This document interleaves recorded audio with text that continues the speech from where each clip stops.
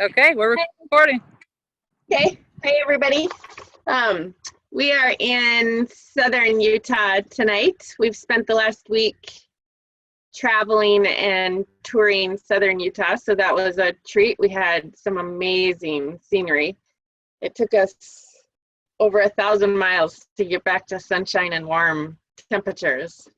So, but we're on a reservoir and it's fantastic. Last night we got to sit outside and listen to the frogs and the crickets and the geese and the ducks, and it was the moon is only like quarter to a half, and it's just like daylight when it reflects off the water. It's just fantastic. So I wrote down a bunch of notes, so if I'm looking down and reading, it's because I'm trying to make sure that I get everything that I wanted to talk about tonight. So there's a couple of things that I want to touch on. So lately I've noticed that wherever you turn, like with commercials and marketing and all of that, freedom seems to be the buzzword.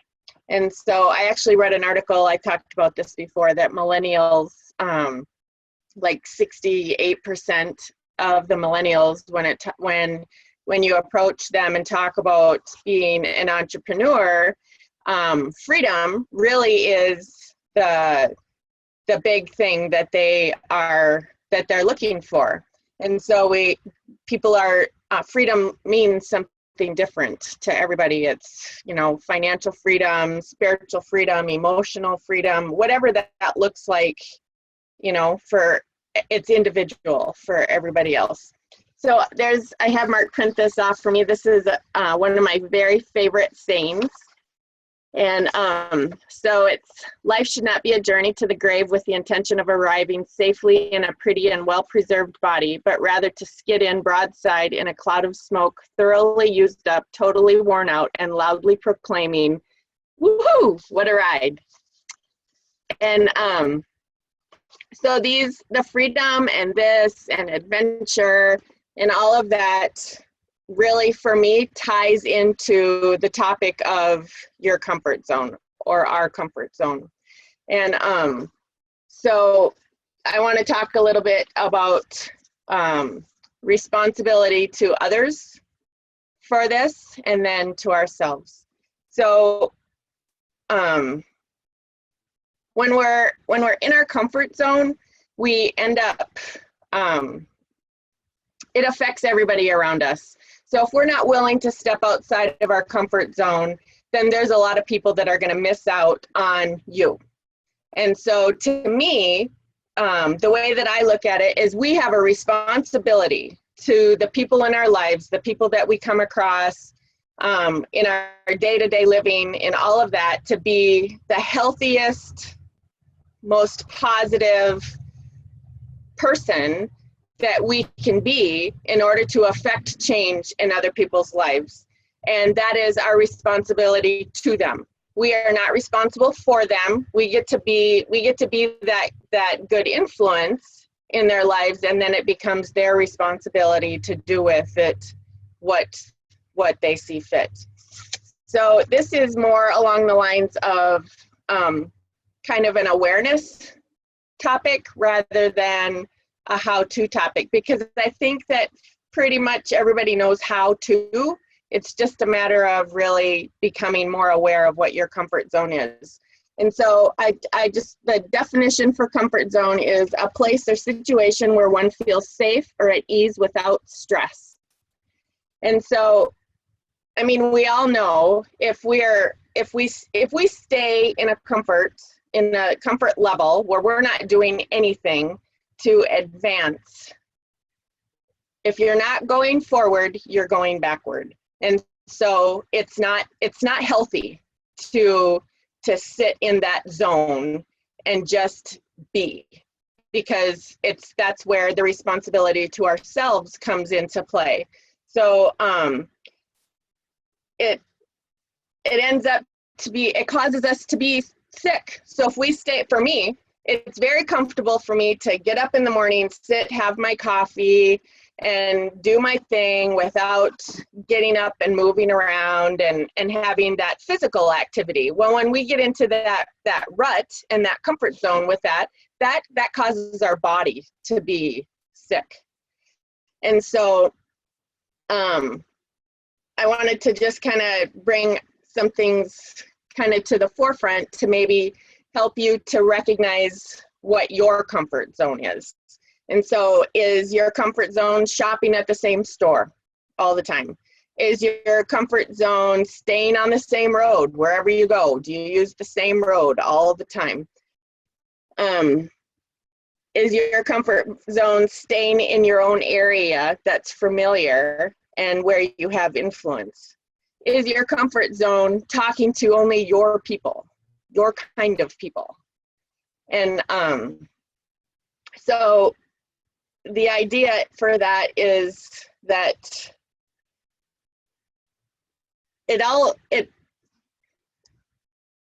want to make sure that I bring this out across because I don't want to sound like I'm preaching. So I feel really strong about this because I really feel like if we stay in our comfort zone that we are missing out on some really good, exciting life. And the people that we come across, we're missing out on new people. We're missing out on relationships, and we're missing out on the opportunity to serve people and help people.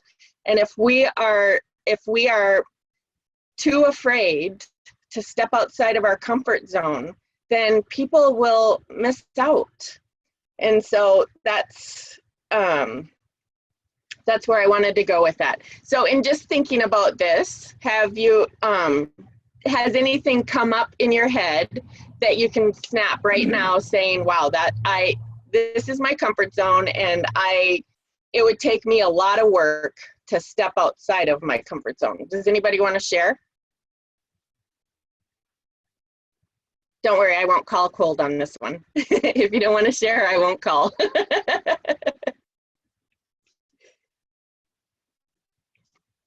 Okay, so there's three zones. You can talk, Iris. Did you want to share?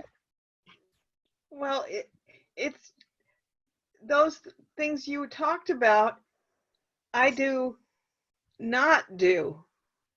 So does that mean I'm always out of my comfort zone? Well, maybe you have a different area that is your comfort zone. Yeah. So those are just ideas and suggestions of just kind of brain triggers. Yeah. That kind of stuff. Because if that's bigger than everybody else. Yeah. Iris. What? Your comfort zone's bigger than everybody else's. Yeah. Yeah, I believe that, and I believe that because of the adversity that you've had to be uncomfortable a lot in order to move forward. And so your comfort zone may not be very big because you are used to just being outside. Yeah. Yeah. Moving forward. Awesome. So there's 3 zones. So you have your comfort zone, you have your learning zone, and you have your danger zone when it comes to this. So your comfort zone is obviously what we talked about.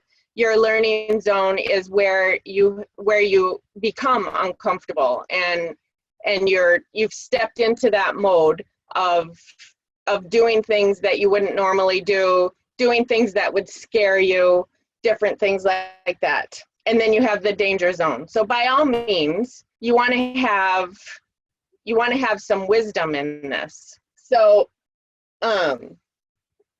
before Mark and I got together, we met a couple of years before we got together. I had a little on-off-road dirt bike, street bike, small. And he had a Harley, a big Harley. And so he let me ride the Harley. I was absolutely petrified. So was I. To get on that bike. We were on a back road, and I just got on the bike, and it was straight. And at the end of the road, there was a gravel area where you had to turn around. So I just got on, petrified, never rode a bike like that big, and just went. I looked down, I was going 75 miles an hour, and I got to the end of the road, and it was like, oh my gosh, there's gravel. How am I going to turn this around? Yada, yada, yada. So when I was writing this out, that's the situation that I was thinking of when it comes to danger zone. So we want to step out of our comfort zone, but we want to have some wisdom in that. That was probably not the smartest thing for me to do in stepping outside of my comfort zone. I could have got hurt. I could have ruined his bike. That would have been a bad deal. So leadership begins the moment you step outside your comfort zone. So my comfort zone is, and I've talked about this before, I'm super comfortable being the stagehand. I have never had any desire whatsoever to be front and center of any group. This kind of stuff, doing this is not my comfort zone. It's just not something that I ever strived to do. And, but in the desire for me to help other people, to help myself, and, you know, in all areas of leadership, we need to have that area of influence. And so when I was in the Marine Corps, I was a squad leader, and I just have always had the mindset that I would never ask anybody to do something that I wouldn't do.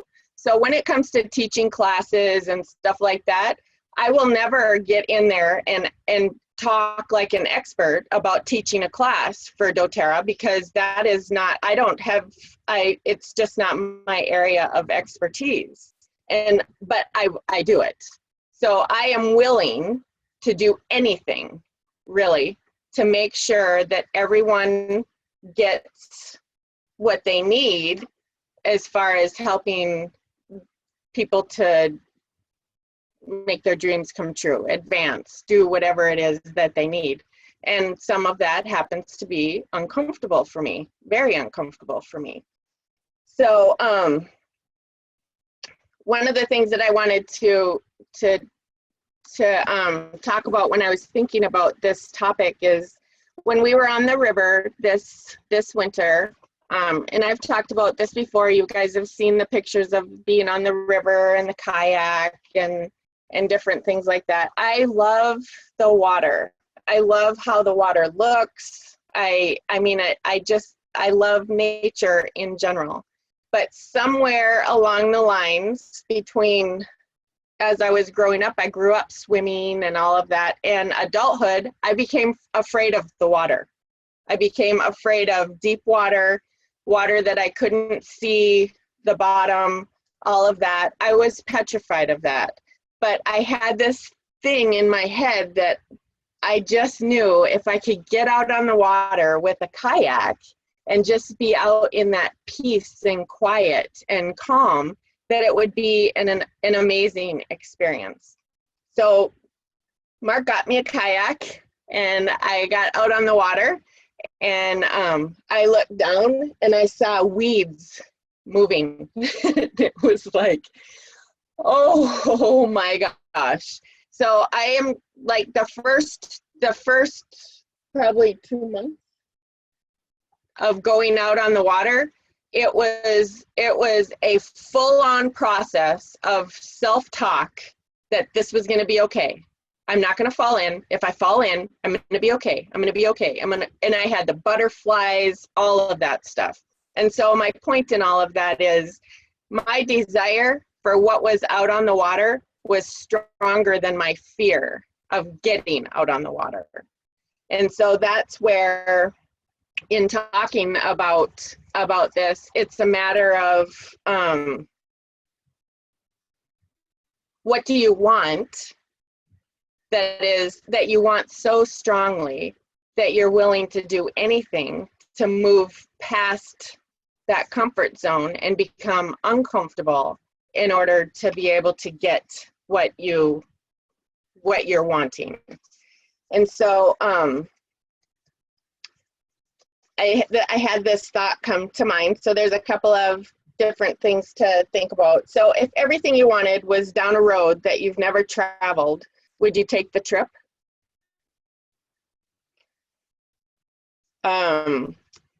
Would you talk to that person in the grocery store? Would you call the person on your chicken list? For those of you that don't know what a chicken list is, a chicken list is somebody that you're absolutely petrified to talk to. No, it's just, you're just afraid to do it and you just don't do it. Would you skydive? Would you take that dream cruise even though you're afraid of the water? What is it that's stopping you from having the life that you want? And so in all of this, we've done, in our traveling and stuff, that our traveling is really one of the things that brought this topic to mind. And so when we were at Page, we did this back road behind Page. And it was the canyon, and the landscape was absolutely fantastic. And so we actually talked about it. It's like, how many people really have never seen that, or will never see that, because it's off the beaten path. It's outside of the regular route that somebody would travel. The school that I graduated from was in Libby, Montana, and Kalispell is about 70 miles away from there. And some of the people that I graduated with had never been to Kalispell, 70 miles away. And so I just have these, the thoughts that keep coming to mind is that we're just very comfortable being comfortable. And I think that if we really want to have the freedom in our life, and we want to be empowered to help other people have the freedom that they want to have in their life, we have to become comfortable with getting uncomfortable. Because it's super easy to say and see someone that's in need and think, oh, somebody else will help them, when they really have been praying for you. You are the person that was designed to help them. And we become afraid to make that contact with them. And then they have to wait for the next person in line to step up and be that one to help them. I believe wholeheartedly that we have people that are in our life today, and there's people that are getting ready to come into our life that is a divine appointment. And if we're not ready to be able to take action with that divine appointment, then we will lose out, and so will they. And so you know my story as far as the depression and all of that, with Natalie stepping outside of her comfort zone. That I believe that was, I totally believe that the oils were a tool that God used to save my life. And I believe that he used Natalie to do it. And so if we have, if we're afraid to do the things that we're afraid to do, if we don't do them, then somebody's life could be in jeopardy. I really believe that it's as serious as that. And it's not just the oils. I believe that the oils are a tool. They're totally a tool to make changes in people's lives. There's people that cannot buy food for their kids. There's people that can't pay their electric bills. There's people that just need a good night's sleep. There's people that need what we have. There's people that need someone to just come alongside of them and say, you matter. It's when we were on the street, there was we had this guy that he wore the same, he never changed his clothes. He was very, very dirty. He used the restroom in his pants. He was very dirty. And the other agencies that would work with him people would talk about being afraid to touch him. And I believed that I had protection from anything that came. I touched him because some people just need that touch. Some people need you to look them in the eye. Some people need a hug. Some people just need a message. And so there's different things in our comfort zone when it comes to reaching out and touching someone's life that us as individuals need to just recognize. What is it that I'm uncomfortable with? Am I uncomfortable with just sending a quick message? Am I uncomfortable with touching someone and bringing them comfort? Some people are touchers and some people aren't. I'm a hugger, so it doesn't matter. But there's other people that are not huggers, but sometimes you need to be, and vice versa. So we were gonna do a challenge. Is Kenzie on here? I think she might have. Oh, Kenzie, are you on here? I'm here.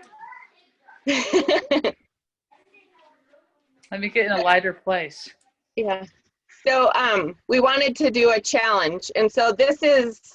I believe that if we can figure this out in our personal life, that this will help us in our business. So we want to do a challenge just to help you to recognize some kind of action that you can take that will kind of help you move forward in stepping outside of your comfort zone. Can you hear me? I can. So I have this list of like 100 different challenges I found to help yourself get out of your comfort zone. So Romy and I were talking about this earlier, and I kind of told her that every major decision that me and my husband have made, we've made because we were doing something we don't normally do. So like a couple years ago, we decided to like take a year and travel and go to Wisconsin. And the only reason I think we did that was we walked this like 4-mile loop around our house. And one day we went left instead of right. And we ended up walking like 8 miles, but it changed our conversation. So even though we were doing the same thing, we were doing it differently. So this list that I'm going to share, I'll just put it in the group, but it has different challenges like drive an alternative route to work, or talk to someone about something new that you wouldn't necessarily tell them. And so just pick a couple things off the list, and they're not big, they're really small, but it literally like reroutes your brain. And I think a lot of us just get so stuck in everyday autopilot life that we don't even realize that we're doing the same thing. So I'll post the list and you guys can look at it and pick a few and then share on the recording link what you picked and how it went. Yeah, that'll be awesome.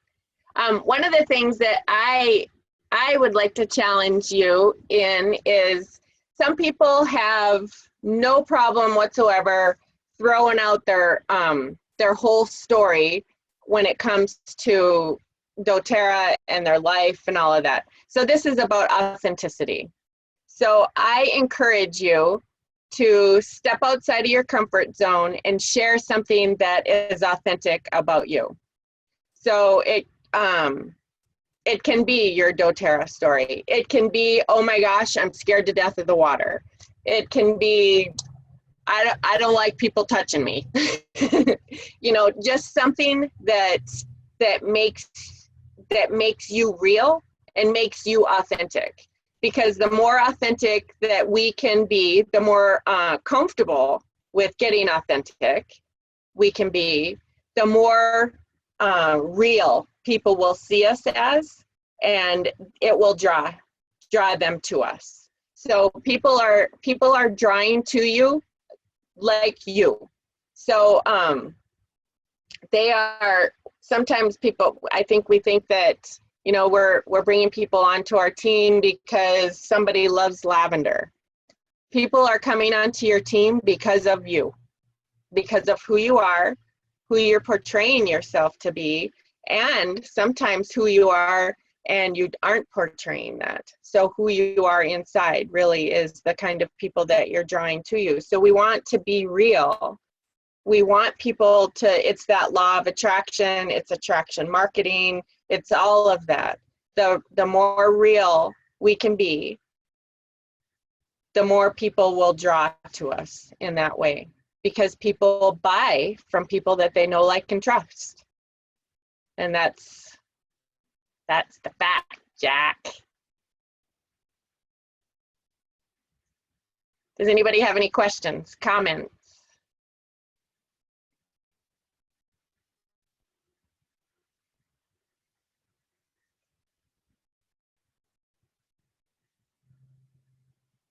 Goodness sakes, so quiet. Very quiet. Hey, it's Mary Lynn here, Hi, Marilyn. and I've had a lot of dental work recently, and I took my bottle of On Guard with me, and I used it when I was sitting in the chair. The assistant, she just absolutely loved the way it smelled, so I kind of told her about it. I told her how it really, the one blend helped my husband not have chronic bronchitis like he had before. He hasn't had it for 1.5 years since he started using the Breathe. So I got up the nerve and I gave her my business card. That's the first business card I've given out. And it didn't kill me. Awesome. It didn't kill me. Great job. It didn't bite my head off. I mean, it went just fine. And I don't know if anything will come of it, but I finally stepped out of my comfort zone and talked to somebody. So, Awesome. yeah. Way to It's a big go. step for me. Yeah. Yeah. So, And I it have gets no- easier.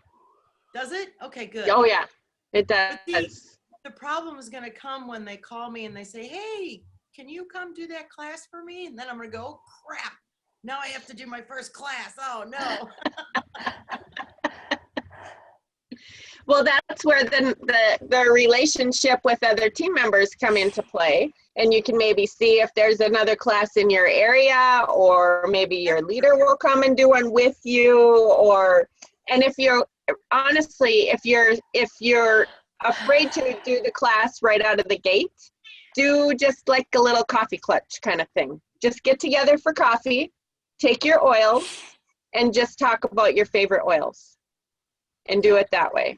It doesn't have to be this big production when it comes to a class. I think a lot of people are stuck on if I don't have a big class, I'm not successful, it's not working. Sometimes a one-on-one works better than a big class, and it's just a matter of being willing to mix it up. So just get together for coffee and do it that way. Okay. Thank you, dear. You betcha. Yes, Marbles. He's talking to you. I'll get back on mute.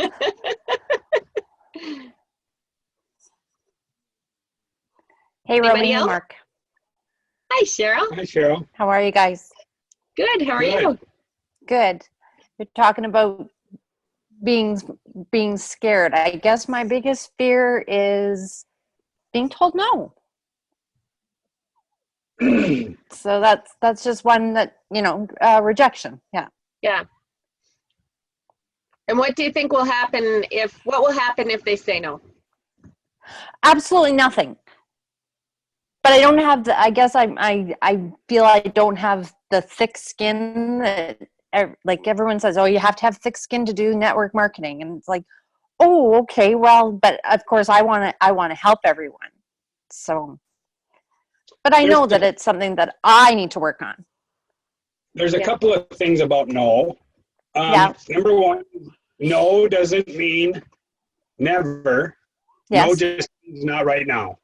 Exactly. We've had several people, and most people that have been in the business any amount of time at all, have people that have said no, and 6 months, a year, maybe a week, it doesn't. Even They longer. come back and say, hey, you know what? I should have listened you a long time ago. I'm really interested. Let me see what this is all about. I'm ready Right. now. So it may take a while. No just means Yeah. not right now. And they're not rejecting you personally. Yeah. The big thing for you to remember is that they're rejecting an opportunity. They're not rejecting you. Right. They're rejecting an opportunity to feel better, to Right. possibly get off some harmful medications. They're rejecting a financial opportunity. They're rejecting an opportunity that you've presented them. Right. And that's your job, is to present them that opportunity. What they do with it is their business. But Okay. it's up to you to present that. You know how good it is. Oh, You know for how sure. you know how good it can change, how much it can change their life. Yeah. What they do with you, your presentation, is up to them. Just remember that. Okay. They're not rejecting you. That's the biggest thing. And that's hard. I mean, Oh, for sure.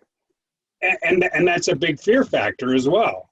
I Yeah. mean, that's probably the biggest fear factor, is rejection. But you have to remember, they're not rejecting you. Right. Thank you. That was big for me as well. I mean, fear of rejection for me has been huge my whole life. Right. And so that was big. So one of the things that helped me with that is that I had a conversation with somebody one day that they just so happened to be on somebody else's team. They were somebody else's contact. And Right. so it actually happened a couple of times. And I was just relaxed and free flowing and gave them information, and you can do this and this, and you should do this. And it was just like, I was totally good. No fear whatsoever. And so it helped me to realize that if I can do that for somebody else's team, why can't I do that for mine? And so I pretty much had it in my head that kind of like a brain trick. I pretended that they belonged to somebody else. And Okay. it didn't matter if they said yes or no, they were somebody else's. I was just giving them information, and off we go. And that's how I did it from that time on. And it totally took the pressure off of me, and that fear of no went away. And now I'm in the mode where I know I have something good. It's like they talk about the cookie. I know I have something good. If you say no, it is your loss, dude, not mine, because I already got it. So, and Thanks, the other guys. part is the serving. You're Mhm. serving. If you stay in serve mode, you kind of get out of the fear mode. With Okay. that helping stuff, just stay in the serve mode and you'll be good to go. Awesome. Thanks, guys. I'm so glad you joined us. I'm so Thank glad you. to be here. Awesome. I was just going to add one thing that really helped me move past that fear of rejection, fear of no, was when I worked a really large vendor event, and I was around a lot of more professional, marketer or people that Yeah. sell. And so when I was walking around all the booths and just kind of talking and networking, I was asked, and I was put in that position to make a yes or no decision. Hey, would you like to host a party, blah, blah, blah. And I wasn't interested, and I said no. And then it just really hit me that I still liked the person. We still had great conversation. I still made great connections. And so it really helps me to flip it, to not worry. I mean, to keep that perspective in check, because we've all been put in positions where someone has, offered an opportunity to us, whatever that may be. And when we said no, it was okay. It didn't affect our relationship, as long as that person wasn't pushy or salesy or anything like that. And so that was just kind of one thing that really helped me kind of break through a little bit. I say that because I think we all still deal with that fear of rejection, but for what it's worth, if that helps you in your mind to remember the times where you were on the other side and how it affected you. So Awesome. And I'd like to add something else. This is Iris. today I was on a call with Rory Vaden, who wrote Take the Stairs, Uh-huh. and he was talking about your belief, how if you believe in these oils, you have to share that with everybody else, even if they say no 1,000 times, because you know what these oils can do, and that belief is so important. And I sometimes back off my belief, and because I don't want to hear them say no, and I can't do that. You've got to go out there with confidence and and believe in your product. So that belief is kind of tied up in it all too. Yeah, belief is huge. How many of you share a sample with someone or give somebody oil or protocol or whatever to help them out, and they call you or send you a message and say, oh my gosh, this worked awesome, and this and this and this, and they're all excited and you're shocked? Or you have this kind of, this little feeling of relief that, oh, thank God, it worked. You know? So even though I believe completely in the product, but we still have that. And I just brought that up just in case anybody is like thinking they're the only one, because I think it's a pretty common little fear of sharing the product and just having that little fear and oh, what if it doesn't work? What if it doesn't work? So it has happened to me quite often. It's like, I believe, but oh, thank you, God. It worked.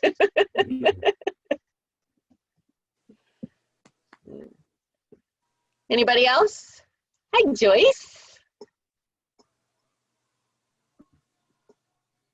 So I'll share a snowmobile venture. Okay. So, we go on our annual trip every year, and this year we went to Pine, Idaho for 4 days. There were 3 guys and 2 girls, me and another girl in a cabin together, and the girl refused, but the 3 guys, they didn't have an option. I was like, 2 Deep Blue Complex before we go riding, 2 Deep Blue Complex when we get back from riding, it will help us not be sore. And we were playing in a foot to 3 feet of powder for 4 days straight. Wow. And the 3rd day, one of them came to me and said, I think this stuff really works because I really am not that sore. Awesome. So that was nice. And he actually has an account, but he never orders. And so I think that kind of helped him to kind of reset his mind, thinking maybe I will. He hasn't yet, but at least he admitted they do work. So awesome. Very cool.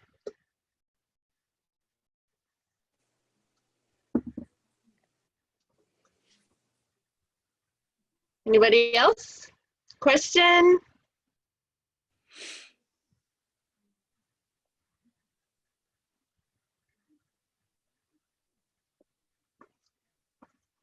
We're happy to have you anyway, Joyce. Anytime. I would love to hear a life experience of something that you did that was completely out of your comfort zone. Me? Anybody? Oh, I'm sure you have some, Joyce. Yes. gosh. Yeah. I don't know. There's lots of them. I don't know. Public speaking in general. Starting a business, that was pretty far out of my comfort zone. Didn't plan on doing that. Yeah. Yeah. So So mine's kind of, why do you think you did that? Stepped out of your comfort zone to start a business? sheer desperation. I had a baby. I was a mama bear protecting her baby, or trying to get to her anyway. So yeah, that's what got me out of my comfort zone. There was no going back. Every time I wanted to, that's like I wanted to quit sometimes, but I couldn't face 20 years of working 50 hours a week. So Yeah. I had to keep going. So mine's an easy one that's not a common one for most people, but I hate one-on-ones. I'm incredibly nervous. I'm very comfortable speaking in front of 1,000. Put me at a table with only one person that I'm sharing with, and I start shaking, literally. But yeah, a few months ago, did my first one-on-one by myself. And wouldn't you know, the person enrolled, because truly one-on-ones are easier in terms of teaching belief and commitment. You know, you'll have a better LRP turnout with one-on-ones, things like that. But it still doesn't erase the fear. Right. So, but Yeah. yeah, that was mine. And it was a success and it was great. And I'm still terrified of them, but I'm Yeah. still going to do them because they're effective and that's what I need to do. Yeah.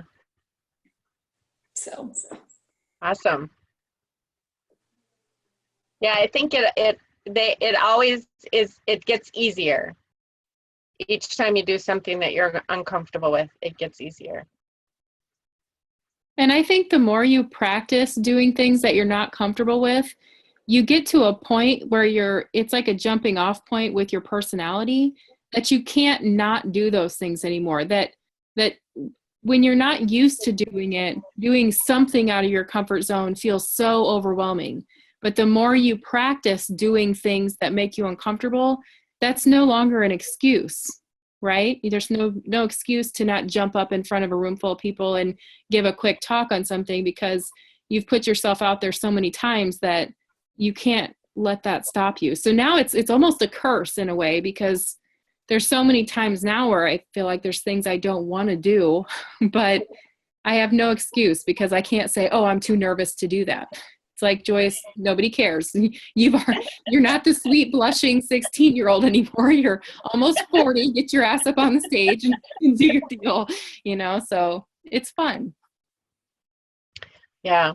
It's almost like an adrenaline rush when you have something that you're scared to do. Like, honestly, every Tuesday night, this is no lie, every Tuesday night, as soon as I am done with this Zoom, I feel like I can breathe for the rest of the week.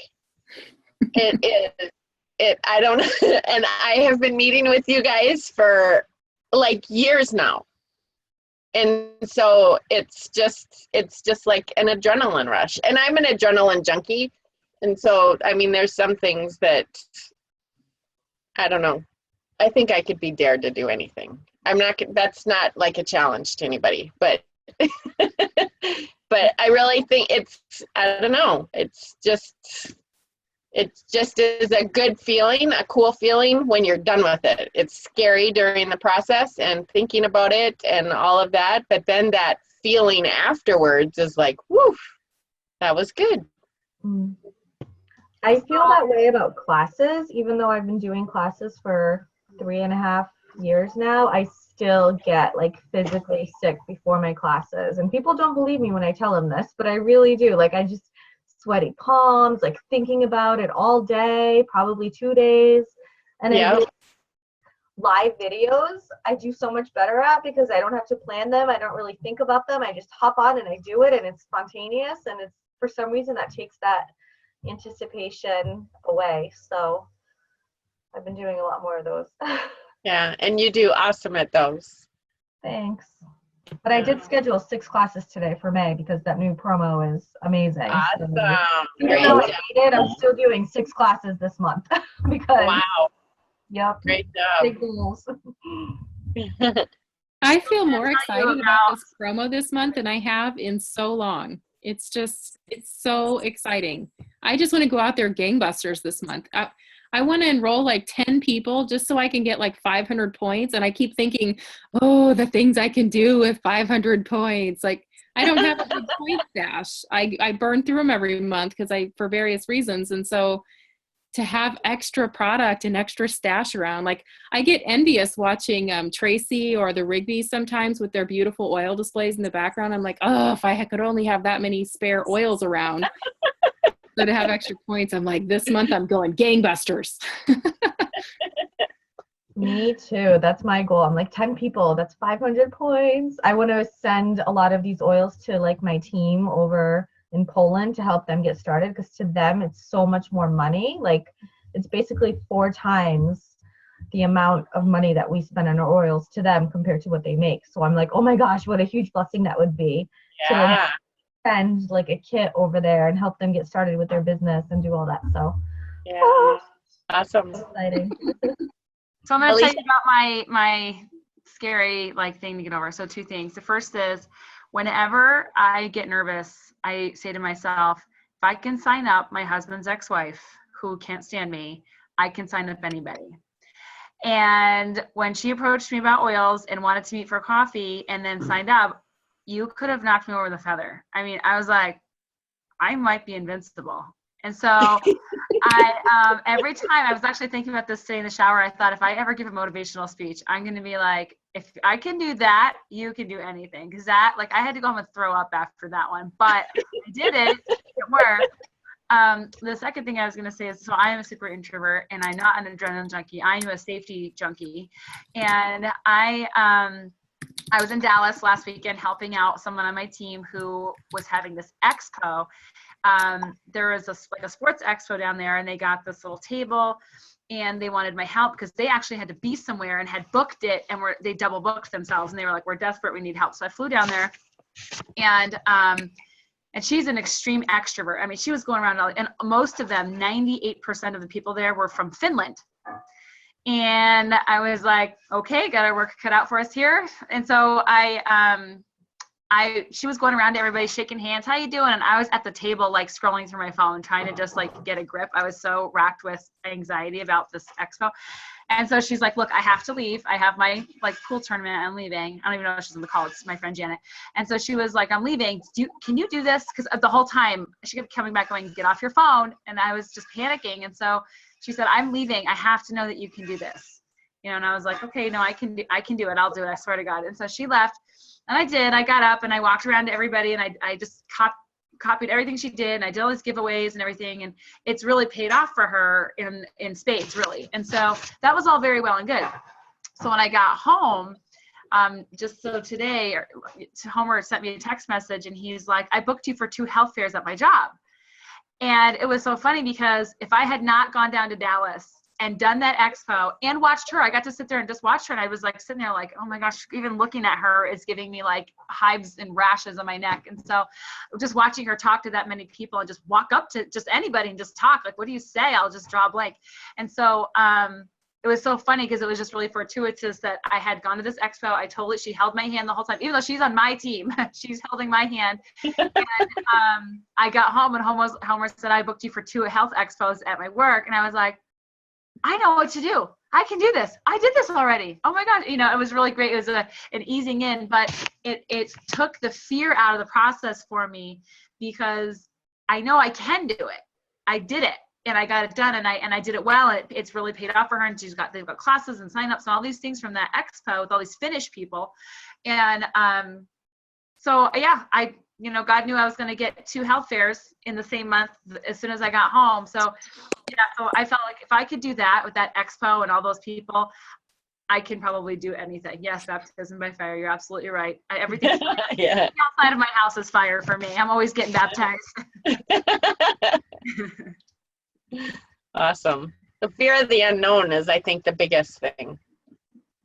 It was. Watching someone else do it, honestly, was huge. Just watching her walk up to people, and she would just go, hey, have you heard of essential oils? And they were like, duh. And I was like, oh my gosh, I can't believe that she's talking to these people.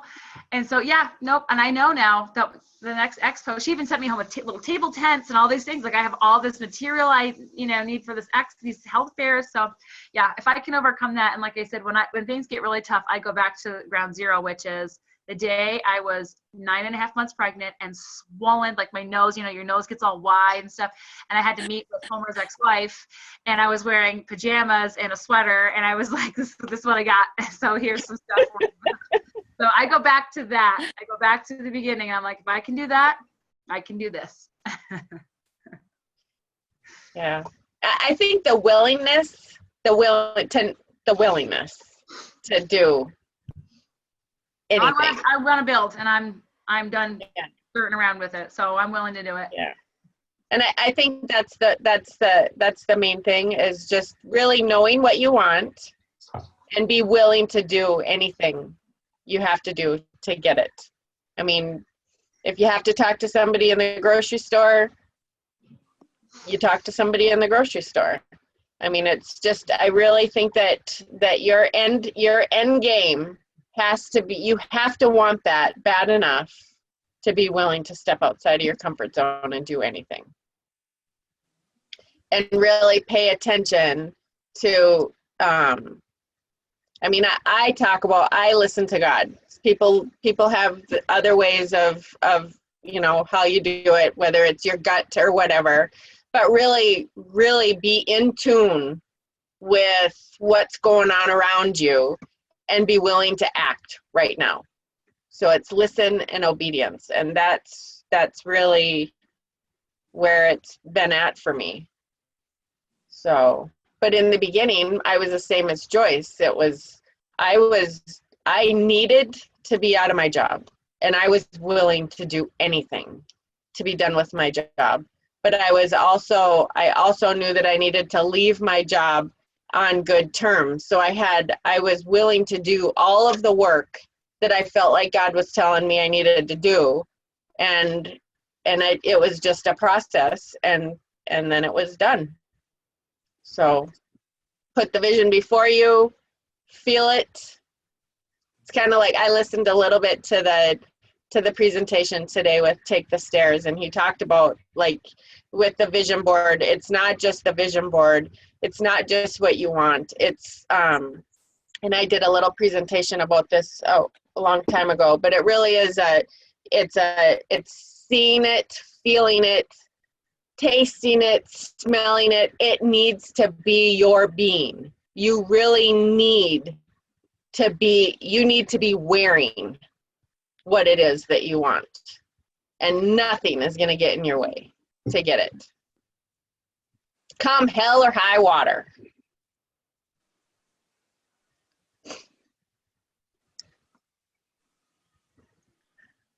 Maybe we should cut off all of this stuff before we post the recording, Kenzie.